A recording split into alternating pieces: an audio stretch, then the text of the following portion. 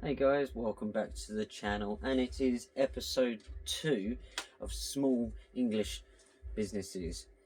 So I'm going to start off by saying a simple phrase, and that phrase is be free, go into the woods and find peace. Now for you who don't know what that means or who says it, it is nonetheless Tim from Rough Timba. A great, fantastic guy, very knowledgeable, and he has a fantastic little shop website that you can see him on, Instagram, YouTube, which I'll link all down below. So a bit of a backstory of how I met him. Met him a couple of years ago at Bushcraft Show. Quickly went past his stall, saw some of his items, but didn't actually properly talk to him until the Wilderness Festival. And then I started really looking into some of his bits that he makes and some of the bits that he sells, because he does make some stuff and some stuff he does sell, which are from brands and stuff like this. We will go through some of the bits that I've got. So these are the bits I've got of his. I do own the vast majority of the stuff that he sells, but yeah, we'll go through it. Yeah, thank you very much for joining us. So let's get into it. So, starting off with probably the first thing that I ever brought. Now, a lot of you would have seen one of these. This is a tree that Tim makes. It's 3D printed. And anyone that owns a Lavoo or any kind of TP tent, the whole point of this is that you can use 3 sticks or 3 poles to get rid of that centre pole. So it's very simple. It's got some little hooks, so you can hook carabiners and stuff through it. But yeah, I got it for my Lavoo. I've also used it in a tarp tent as well to get rid of that centre pole. Used it for quite a few things actually. Very strong, very robust. A lot of people out there in the Lavoo world would have seen these or own these. It's a fantastic bit of kit to have. Getting rid of that centre pole, it just opens up a Lavoo or any teepee really so much bigger. And the fact that you can just use hazel, in there, or you could take poles, extendable poles or something, but it really opens it up, especially in a tarp tent. In a tarp tent, you get rid of that centre pole, but with this, because of the way it is and the angle, it does work. You can have a long pole going down the back, which when I do a tarp tent, I use a canvas tarp, so it's a lot heavier, so it's harder to get more taut as like a DD tarp. But having that ridge pole going down the back really lifts up that back bit, and then you can have the 2 smaller front ones. But yeah, fantastic bit of kit. He does these in a few different colours. Then we have the ridge peas. The ridge peas are fantastic. Once again, 3D printed. Now these are for a couple of different things. Half Lavoo, you get rid of that centre pole again, so you can sit under there like a shelter, and then you would run a bit of paracord down, and that would hold it up. So 2 hazel stars again. Or what I wanted them for was 2 half Lavoos, and then to put my tarp in the middle. And as you can see, you've got the big hole there, so you can put a bit of hazel through to make that ridge line, that ridge pole, sorry. But yeah, I did a camp a while back where JJ from JJ Outdoors helped me, and we messed about, and we managed to get this massive 2 half Lavoo with my tarp over it. It was absolutely huge in there.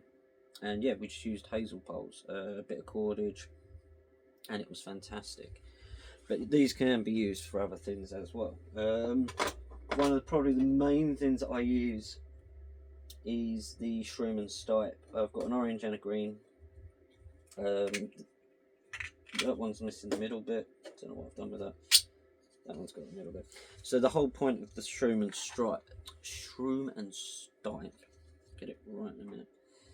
That one's wedged in there. Is I use this with a pole that I've made, but the whole point of it is that you can put a pole in the bottom of it, and then the pole in the top, and then if you're propping up a tarp, it's not going to rip your tarp. and the bottom has holes for pegs to hold, keep it sturdy, and the top bit has holes for lines or whatever you want to take off of it. You could do drying lines, whatever. I use it in tarp tents. I've got a pole that I've made out of wood, and I've made it to fit this size. Now the centre bit that I can't get out, I don't know why I can't get it out, I've never really taken it out, is for basically poles with longer spikes. So yeah, any pole that you might have, I don't know if, all mine are downstairs, it basically will sit on there. But I've used those a few times on tarps, especially above fires and stuff. You get a nice long bit of hazel or something, get it on that, you can literally jam your tarp right up, get a nice point on it, and it's away from the fire. But it doesn't get damaged because of these, which is fantastic. So moving on, we've got a nice little patch there, Velcro patch, and as you can see behind me, we've got a Rough Timba t-shirt. I don't know if he still does these. I got it quite earlier on, but yeah, it's just a nice Rough Timba t-shirt, bit of merch. I'm going to leave this sort of to the end because this is his sort of main thing at the moment. So we'll move over to, he does Trangier burners, just standard Trangier burners, which are always fantastic. He does the little Des Cats burners as well, the tiny little Des Cats burners. Trangier bottles, and he does bioethanol fuel, which he got me onto. I used to use methylated spirits, but yeah, I've gone on to the more that now, which I kind of prefer. It does work quite nice. So moving on to what I would say that Tim is most well known for. This is his big thing, this setup here. It is all about making a sort of a one set, like one, he's designed a sort of a one whole cook system, if you like, billy can oven style. So this is a billy can. He does sell billy cans, all the different sizes. I didn't buy this off of him, I bought this before I met him. So this is a 12cm billy. So he does the cold trays that go on top, and they all numbered, so that fits on top. On there, it just hooks through that bit there, and then that means you can put your coals on top. Then we've got the 12cm tray. So then whatever you put in there is not right on the bottom, so it shouldn't get burnt. Once again, they're all numbered up, so if you do want one of these, make sure you grab the right one, because otherwise it won't fit. There's 4 different sizes of billies. You've got the, was it 10, 12, 14 and 16, I think. Yeah, and he does little baking trays for your bread. These are fantastic. I always use a bit of baking paper in there so it doesn't get stuck in there. But yeah, you've got those which can go in there. On the bigger ones, you can fit them side by side, 2 of these. On the smaller ones, the 10 and the 12, you can't. I think the 14 and 16 you definitely can. But yeah, we've also got, he sells the fish mouth spreaders for the actual lid itself to hold the lid on. So if you put the lid on, mine has the metal clips, but billy pots nowadays, for some reason, he did tell me why, it was classed as a pressurized container, so they had to put plastic clips on. But obviously we all do this over fire and stuff like this, and it melts the clips, so everyone has to take the clips off. I'm lucky, I've got metal clips on mine. But you can put that on there and basically use the fish mouth spreader just to hold the lid on in place. So like I say, he sells things that he's made and designed, and he sells things that works with his items. There's no need for him to make it because it's already made, so he just sells it on behalf of that company. But yeah, if we remove the billy can for a second, Then we have the Cardinal stove. This is one of he brought this out. Ooh, was it a year ago or 2 years? Can't remember. But yeah, it was 2024. I'll show you that in a minute. But 2024, he brought out his own little just little stove basically. Now, beforehand, I've still got it. I've got the firebox stove, stainless steel one. Once I got this, I don't use the firebox stove anymore. This is very lightweight, packs down very small. It's not a folding stove, it is one that you've got to put together. But the advantages of having this is really, there's so many little unique features about it, which is fantastic. So we'll just go through a couple of, well, we'll go through them now. So as you can see, he's made the trivet for the billy can to sit on top. Now that will fit every size of billy can. I also use a Swedish mess kit.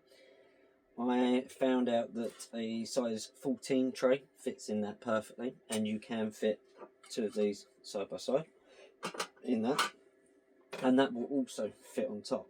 Now, when it comes to the coal trays, I have to use two and spread them.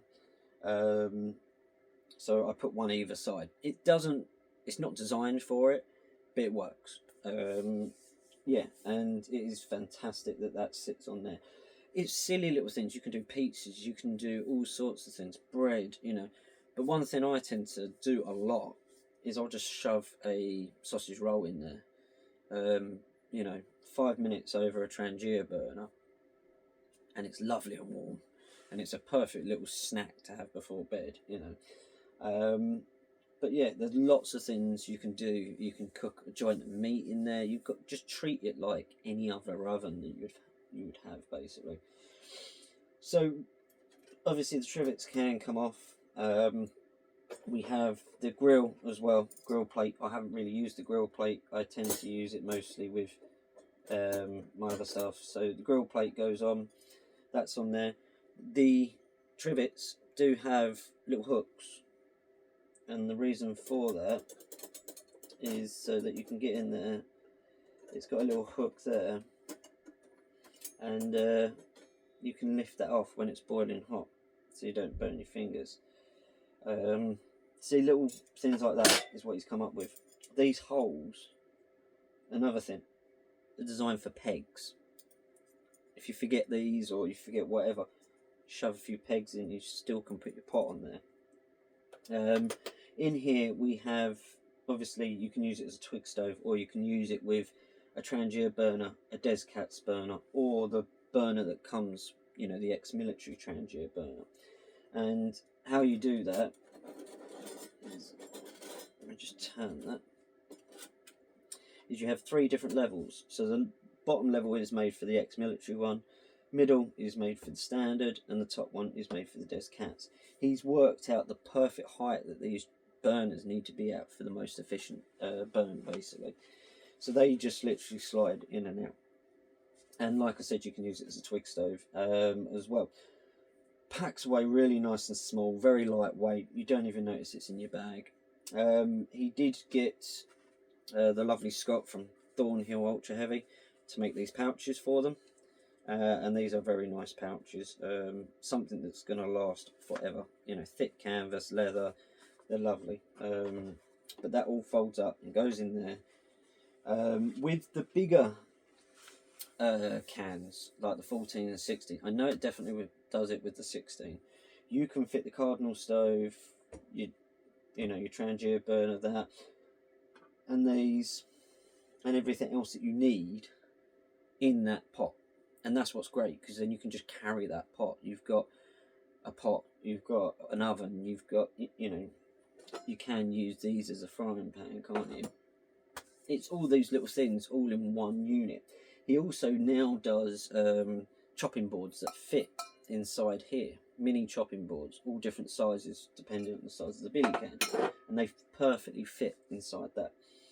But yeah, it is a lovely thing. And when you buy one, you get a letter as well explaining how to use it and everything like this, and why he calls it the Cardinal stove.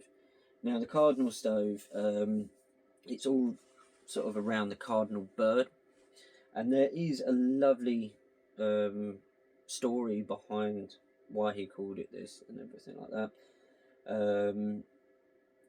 But yeah, it's basically if someone has passed away, it is a reminder of the cardinal. So cardinal bird, if you see one, it is a reminder of them being there. So yeah, it's a lovely story, and I think it's a great, fantastic name for this stove. But like I said, since owning this, I've not touched my firebox stove. I used to use my firebox stove all the time. The only time I would choose my firebox stove over this is if I wanted a bigger fire, because the firebox stove is bigger. I've had some big fires in that, for considering it's just a twig stove. If I was somewhere where I couldn't have a fire while I was camping, but I wanted to have a fire, then I would take the firebox stove. Other than that, I take this. It sits in my bag so nicely, I don't even know it's there.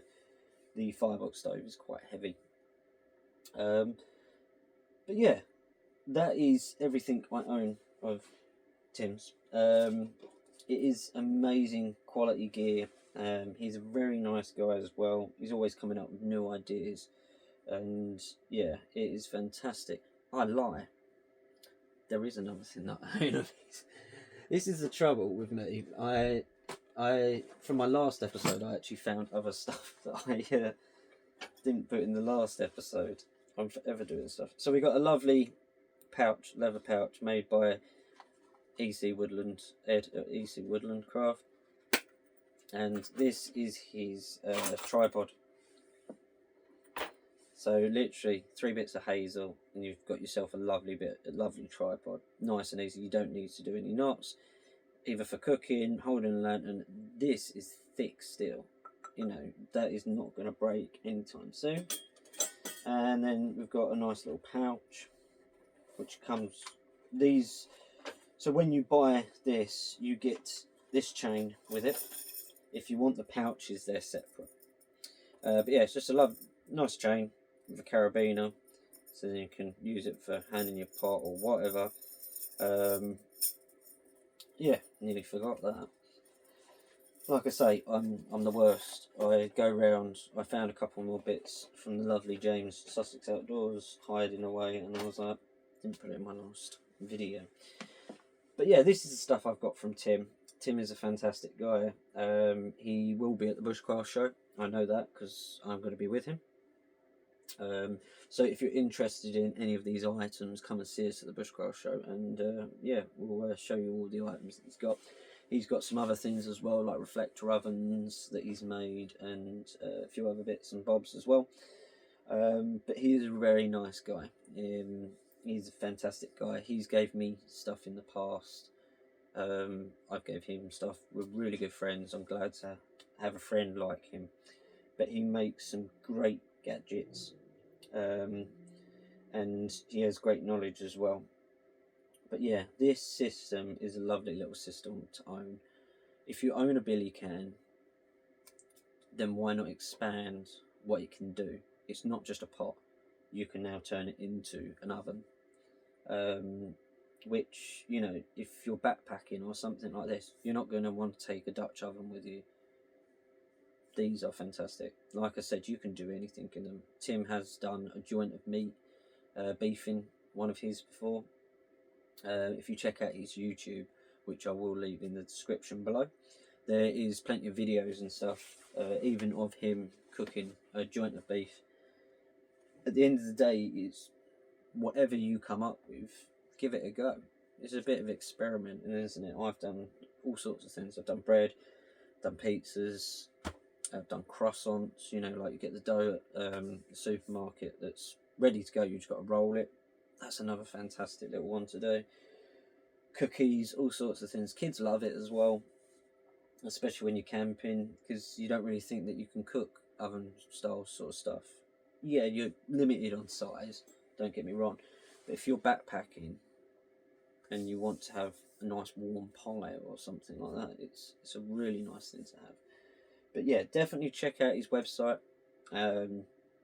And like I say, he's got Instagram, he's got YouTube as well, so please check those out. Yeah, and that is episode 2. So today, like I say, in episode 2 we have been with Rough Timba, and next week, who knows? I haven't decided yet who we're going to go with next. But I hope you're enjoying this series, and I'll leave you with this, and yeah, I'll catch you soon, guys, and have a good one. Bye bye.